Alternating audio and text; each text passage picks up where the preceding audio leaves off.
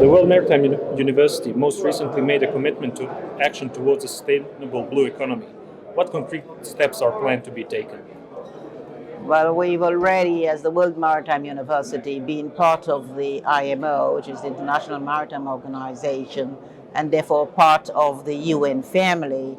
I think we are supposed to lead, particularly as an academic institution, in doing all we can to help ensure that this time round, after the many attempts, that the Sustainable Development Goals of the United Nations will be seriously taken into account by all countries, all stakeholders, and make a difference this time, because our children and our grandchildren will never forgive us for not having done more to slow down climate change and to deal with all of the issues, whether it's eliminating poverty and disease and illness, and really increasing the level of development of all countries around the world. There's still too much, there's so much of resources and so much of capacity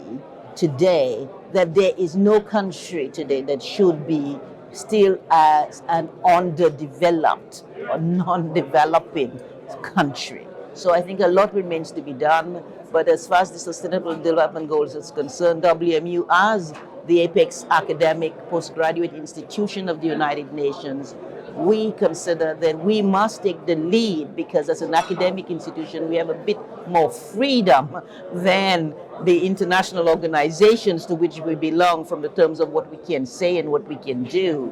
And so by virtue of the fact that if I take the World Maritime University, our intake of students every year that come from senior level positions in their governments and that spend 14 months with us, this is such a tremendous opportunity for us to ensure that when they go back, each one of them will have the capacity not only to go back with a master's degree in the area and specialization they have chosen, but every single one of them, without exception, will be equipped with at least 5 UN SDGs that they can take forward in their home countries and make a difference to the implementation by 2030, when we are supposed to showing the world that indeed we've not only heard that has been spoken, the words that have been spoken, we have walked the walk,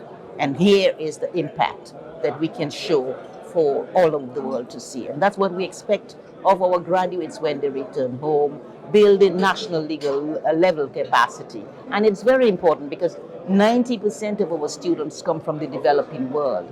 And that is where we need to build the capacity of developing countries to help themselves while others help themselves as well to make the impact that they can to achieve the Sustainable Development Goals in the area of ocean, sustainability, climate change issues. These are big ones. Education, these are big ones. Eliminating poverty, looking at the worst, those who are most, let's say, disadvantaged in all our communities and societies, how we lift them out of poverty is going to be critical today and tomorrow. Speaking of empowering women within the maritime industry, is the industry doing enough to empower women? How can they be supported on a path to equality? I don't think the industry is doing enough to empower women. If it was doing enough, when I did in 2003 a major study on women seafarers, when I was in my position then at the International Labour Organization, we identified at that time that 1 to 2% of the seafaring population, or even women in maritime, were women. All branches of and all fields of the maritime industry taken into account. We have not moved from that figure.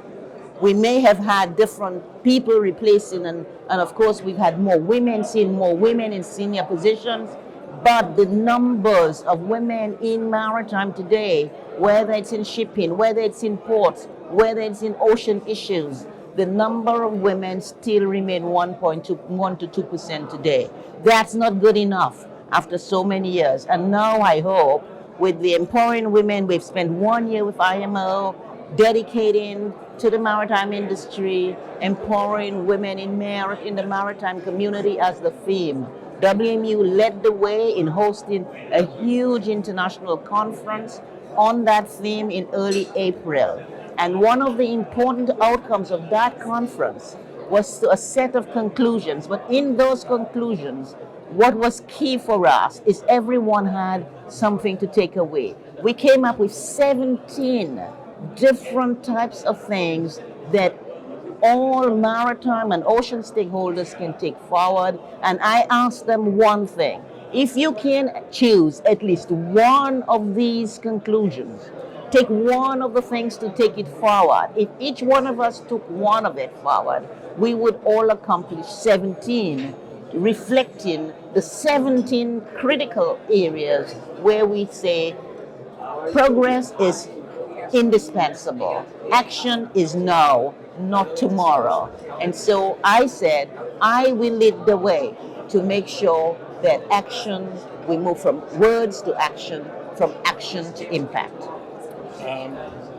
Seeing that we are in Saudi Arabia, do you see any symbolism in the fact that Saudi Arabia is hosting an event where one of the key issues is empowering women? I think that is an excellent opportunity, the right thing to do at the right time. We only have 2 more months this year before the thematic empowering women in maritime will no longer probably be spoken about too much. So to be here in the Arab states, where we know that we have much less, particularly in the maritime field, the number of women in maritime in the Arab states are still very, very low. But we see young people coming up, engaging in the delegations of their countries, representing their countries in parts of the Gulf itself. So I see some very important new signs. We need to encourage them. We need to, in fact, congratulate their, the managers and the authorities, the maritime authorities, to ensuring that expands, that grows, and that more young people, women, are attracted to the maritime industry. We also need to attract young men to the maritime industry because we have a lot of the young men here, but I noticed it's primarily the Coast Guard and the Navy. So in maritime per se, I don't see either young men or young women in the maritime industry proper. So there's a lot to do, both men and women, and ensure that we expand into the real commercial maritime side and see the action and impact of young people, but importantly of women. Thank you very much.